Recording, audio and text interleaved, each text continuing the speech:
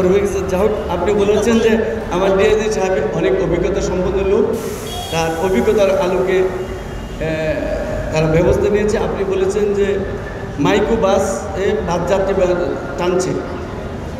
আমরা এখন থেকে আমরা নির্দেশনা দিচ্ছি, মাইক্রো বাসে যদি যাত্রী নিয়ে যায় আমরা সেটা চেক করব, আমরা ভিডিও করব, এমনকি তাদের পরিচয় আমরা নিশ্চয়তা হয়ে তাদের কাগজপত্র দেখে তারপর আমরা ছাড়ব।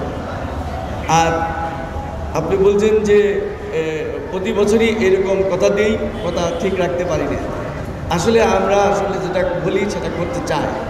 এখানে আপনাদেরও সাহায্য সহযোগিতা করতে হবে। সবচেয়ে বড় কথা যেটা সেটা হলো যে আমরা এবার যে আমরা বলছি যে আমরা ড্রোন ব্যবহার করছি, 3টে ড্রোন আমরা ব্যবহার করছি। একটা হলো এখানে, আরেকটা হলো বাইপালে, আরেকটা হলো নবীনগরে।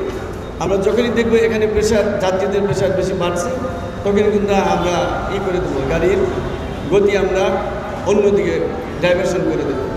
আপনি জেনে থাকবেন ধামরায় যে